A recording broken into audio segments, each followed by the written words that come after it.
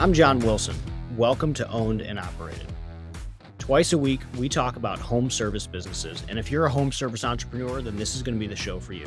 We talk about our own business in residential plumbing, HVAC, and electric, and we also talk about business models that we just find interesting. Let's get into it. Hey, this episode is sponsored by Service Scalers. So Service Scalers is actually a brand that I've used personally with our companies for a little bit over a year now. They've helped us manage our digital advertising. Frankly, they did a lot better than our last agency. Leads went through the roof and cost per click went way down. Check out Service Scalers if you're a plumbing, HVAC, or electrical home service company. That's what they knock out of the park, and they did a great job for me. Thanks for checking out Owned and Operated. On this episode, John and I go over NPS, or Net Promoter Score, which is what customers think about you and how we are going to increase our Net Promoter Score in the next few months. So listen in and enjoy. Welcome back to Owned and Operated. Welcome back. How's it going, John? Welcome back, listeners. Thanks for being here. We're excited to spend this 15-20 minutes with you. So something that was interesting today was that we got to the next stage of our Net Promoter Score project. So this is something that we started working on. We set a goal for this a couple years ago that we want a Net Promoter Score of 80. That's neat. Yeah, I've never heard of that before. This is the first time I've heard that term. I mean, it's kind of an obvious thing when you say it out loud, but can you speak to more like how you found that and what that means to you? I think so. Net Promoter Score is like basically a ranking of your customer experience from that, like how they found you. So like marketing to your call center, to your dispatch, to your technicians, all the way to when they paid their bill and left a review. So they're basically ranking your customer experience from marketing to accounting, which is kind of like, that's a journey. And the goal is you're trying to make raving fans. So you want people that will promote you to their friends and to their family. So how do you have such an amazing customer experience that they do that? So Net Promoter Score is a way to measure customer experience. That's awesome. And like, what tool are you using to grab that? Just surveys, or how are you saying like, we are winning at this in 10 seconds, or how are we losing at this? It seemed complicated to us to measure because it's a measurement thing. So like, it's surveys, it's requests for information. So we began the Net Promoter Score project maybe 5-6 months ago. It was on our 3-year plan to even figure out how to do it at all, let alone do it. And then we figured out how to do it with the marketing team, and they began implementing it. So there's over phone surveys, there's text surveys, and it's basically, what did you think about this? And it starts off with the one question afterwards: would you refer us to a friend? Yes, no. If they say yes, no, then it leads into a next series of questions to ask like why they wouldn't. Like, how was your experience booking the call? How was your experience finding our service? What did you think of the technician? How was that experience? When you went to pay your bill, how was that experience? So it gives you things to work on to continue improving, because I think otherwise you're shooting in the dark at like, how do we improve our customer experience? Like, call center's always been a difficult one. I'm sure other people have this problem, but call center is a tough thing to get really right.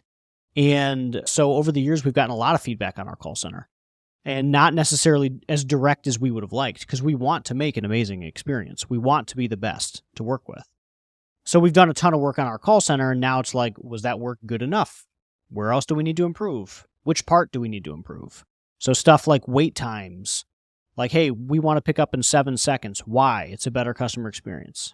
Yeah, that's interesting. So we've been working on that as well. I didn't know the term that you're utilizing right now, but that's a neat term, and it's a good way to think about it. So we were just contemplating, right? Because it comes back to putting yourself in the shoes of the customer and you can physically ask them, right? And say, hey, what are the issues you're having?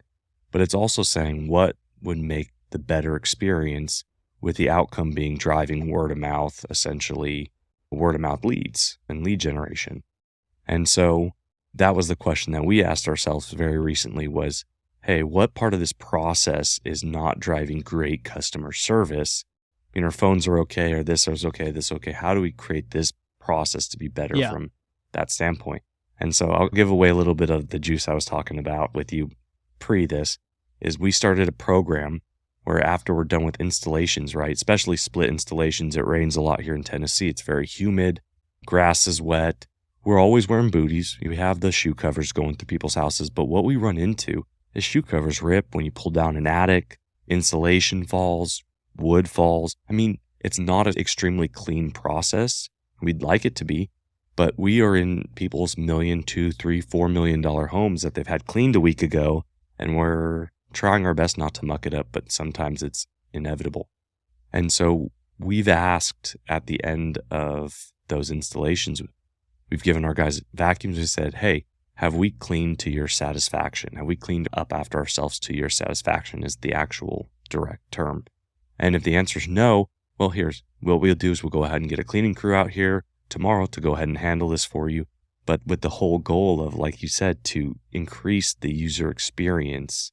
I know you posted on this, but what kind of things are you doing that you have found the 7-second pickup? Is there anything that you're actively installing into your business that is really focused on driving some of these? Like the thing we talked about, this isn't active, but like hey, thanks for calling Wilson. How can we make you smile? We did that a while ago. But there's like little stuff that you'll find out that matters, or like, hey, this creates a poor customer experience. Like recalls. So like a thing that we're working on right now, which is surprising that it's as big of an issue as it is. So like the business gets big, the call center gets big, there's, process, whatever.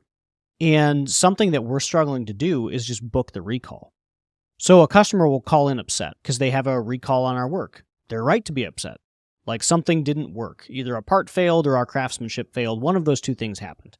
So like, yeah, they're going to be like not happy that they're having to call us back after they paid us good money to do it right the first time.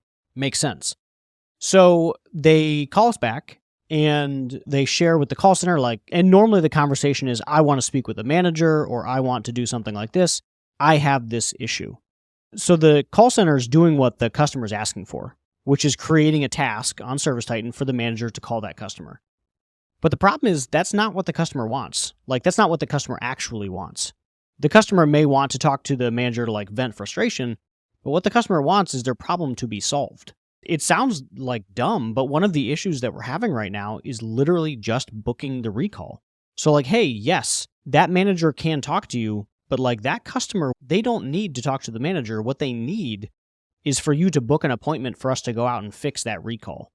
Because the manager might take 2 or 3 hours, or maybe it's at 5 p.m. and it'll be a day until that manager calls that customer back. And at that point, it's even escalated because, it took a whole 24 hours for you to get back to me, which again, they're right to be upset because we didn't just book the recall.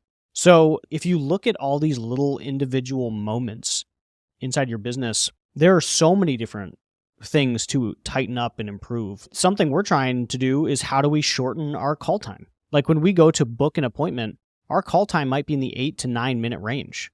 That's a problem. Or reducing hold time. So there was a moment in the fall last year, and this is probably just call center stuff. So last year we had this whole marketing thing. I made a joke about it on Twitter today, but our call center went from handling, let's say, 1,500 contacts a week to handling 4,000 to 5,000 contacts a week. So very big jump in number of contacts because our lead generation was very successful. And we had to go from 4 people in call center, 5 people in call center on inbounds to 15, 7 days a week. So a lot of this sort of pain point is basic stuff, but hold times jumped dramatically. So someone would call in that, the call taker doesn't know how to answer that question. So they get put on hold for 2 minutes waiting for someone to answer that question. Then they come off hold. Then they go back on hold. So, we would have 15-minute appointments to book a toilet repair because that customer went on hold 2 or 3 times, which obviously is a very poor customer experience. So I think my point is there's always something to improve. There's always a way to get 1 or 10% better. And it's just continuing to find those things and push on them. But Surveys help you identify Yeah, a them. lot of it's finding the biggest pain points, right? You're trying to locate the biggest ones in the process that are going to drive the most amount of return from a customer happiness standpoint, and what's going to make you stand out. I mean, it's extremely important for a large company. Don't get me wrong, but the smaller you are, there's almost a larger impetus on making sure that it's working for you and it's working for your team, because maybe you can't offer price because you don't have the purchasing power, or maybe you can't offer this, but what you can offer is an experience. If you like what we talk about on our social media, on Twitter, on this podcast, then you should be signed up for our newsletter. Go to ownedandoperated.com, where every Friday we break down our business, we break down insights, things we're learning, things we're working on, and it's good stuff. Check it out, ownedandoperated.com.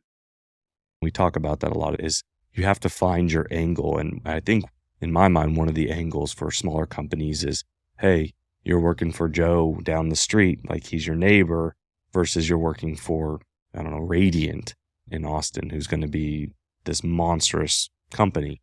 And so you have to lean into whatever your strengths and skill sets are. And so it becomes all that much more important for you as a growing company to set those into place right in the early days. Just like you said, the call answering, how can we make you smile? I mean, that makes me smile thinking about it, because it's a little silly, but at the same time, like, it's part of the culture. It's part of the business. It's part of these things you set up early on that go through until 100 million. Is that something you think you'll be saying at 100 million? Yeah, I mean, I think some version of that. And then I think it's like the question we have is, how do we keep driving that forward? So, you talked about this awesome change where your guys are going to say, hey, did we clean up well enough? And that's great. So now the real challenge is, how do you make sure in a year you're still doing that? We've implemented plenty of processes that have fallen off. So like, what accountability can you put in place to drive that? So is that happy calls? Is that ride-alongs? Is that customer surveys? Hey, did we ask this at the end of your call? So you have to find these ways to make sure that this great change that you just implemented will continue on and do exactly what you want it to do. Yeah, because through scale, you could see a scenario where once you have 10 installation crews, cleaning up after 10 installation crews now becomes almost a full-time job of someone sitting there and scheduling and managing cleaners to come in behind people. So it is being very intentional and careful. I mean, I think the way we're trying to grow this program is, hey, the real issue isn't actually that we need cleaners to come in behind. It's that we need the installers wearing their booties, making sure if they have holes in their booties that they're fixing it, and then having a vacuum on their truck that they're able to then just clean up enough. And I think that will cover. But yeah, it's a really good point, is you could see where that could go out of hand really quickly, and then it's no longer valuable. The amount, it's like staggering. The amount of processes and SOPs and systems that we've put into our business that one person along the line decided that they didn't like, and then it totally disappeared off the face of our business until 3 years later, when you're like, hey, what happened to that thing? Like, why aren't we doing that thing anymore? Like, where did that drop? And then you find out one person 3 years ago didn't like it, and you didn't have any measurement to catch it. So we run into that a lot, actually, in accounting and HR, where it's like one-person departments when we were smaller, where like, hey, I need this document signed, and this document says you can't text and drive, or you can't drive drunk, any variation of that.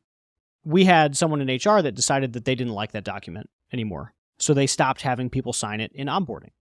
Okay, cool. 24 months later, you get in a car accident because someone is texting and driving, one of your drivers. And insurance can go two ways, but they always start with, what's in the handbook? Did they sign an agreement saying that they couldn't text and drive? Like, common sense doesn't matter. So if you're listening to this and you're like, they should know, you are already in the wrong. Like, they shouldn't know, you should know. And where's your documentation saying that they can't do this? And where's your accountability? And where's your training? How often do you train on the fact that you shouldn't text and drive? So it's like, you have to drive this process, and then you have to build all the other backstops, because if you don't, then it will drop. Like, it will fall off, because one or more people will decide that they don't like vacuuming other people's floors. And then when you bring in that second person after them, the next HR person after they left, They find a mess. they don't know any better. They don't know the difference too. Their expectation is that everybody has it. As we're going into our recruiter HR position hire, it's definitely something I'm thinking about a lot. I mean, that's a whole nother conversation on HR and recruitment in general, but in the terms of kind of customer satisfaction surveys and everything, it's an interesting thing to how do you manage, and this is the question for you, is do you manage all of them or everything you've ever set, or are you just focusing on the few big rocks or the boulders when doing this? Because there's so many, right? We focus on the big ones. We focus on the ones that customers are verbally telling us they're dissatisfied with, and then working backwards to think, things that we believe they'll be. Long hold times, slow response times to book appointments. There's obviously a lot to improve, but it's like what's hurting, and then how can you just make a better experience? But yeah, NPS is the way to measure it. And I think as we continue on, it's going to have a more and more important part of our business because it helps measure us all. Yeah. And so for me, as someone who's really never heard of NPS prior to this conversation, is there a good resource, a good book, something that somebody could go out and take a look at other than Googling that they would help them out? Google Net Promoter Score, Google the book, Raving Fans. And the best way to do it is surveys. Like, it's not even that complicated, but surveys. Hey, what did you think about this? What did you think about this part? How did you feel about our app? How did you feel about our pricing structure? How did you feel about our technician?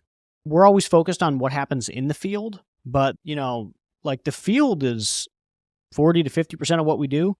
Most of our other interactions with that customer happen outside the field.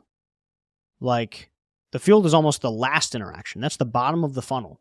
Like, what happened with a dispatch? What happened with marketing? What happened with our call center? How quick did we text back? Like, there's so many other things before that technician even gets inside that house. Yeah. I mean, I think a big part of that too is getting the right software, the right systems in place to actually gather that information, it sounds like, right? I don't know. I've never used it beyond transitioning off of it, but House Call Pro, and someone's saying, well, I can't look at those things. And I'm going, yeah, that's why we're paying money for ServiceTitan. And we're not sponsored by ServiceTitan. We've said it many times. We wish we had another option, but you just don't. And to have that great data all in one spot without having 20,000 APIs and processes and different applications is just not possible. So that data seems extremely important. So making sure that you're having a way to gather that data and have that information to be able to make judgments based off of it sounds like it's really important when implementing kind of this overarching system. Yeah. I mean, the only way you get big is if customers like you and want to give you money. And that's just the reality. Right. That's the simple version. Too long didn't read. Like, they don't want to work with you. You're a plumber and you're expensive. They have to work with you. So how do you make it a good experience that they tell friends about? Yeah. Because I mean, at the same time also, we've talked about it before, that you can go be a different company. I mean, this is kind of really residential home service base. You can say the same thing, but if you're in commercial or you're working with just property management companies, your experience is a little different. So really keeping the viewpoint of who your customer is important. This was good. I'm glad I learned something new today. This is neat. I have a word to utilize for this process that we're putting into place. Awesome. Well, thanks for tuning in, everyone, to Owned and Operated. If you like what you heard, make sure you give us a 5-star so other people can find us on the internet. Then check out ownedandoperated.com for our workshop, sign up for the newsletter, check out the YouTubes. Should be fun. All right. Thanks for listening. Thanks for tuning in to Owned and Operated, the podcast for home service entrepreneurs. If you enjoyed today's episode, please hit the like button and subscribe to the podcast. If you have any questions or topics you'd like us to cover, feel free to reach out. You can find me on Twitter at @WilsonCompanies. I'll see you next time.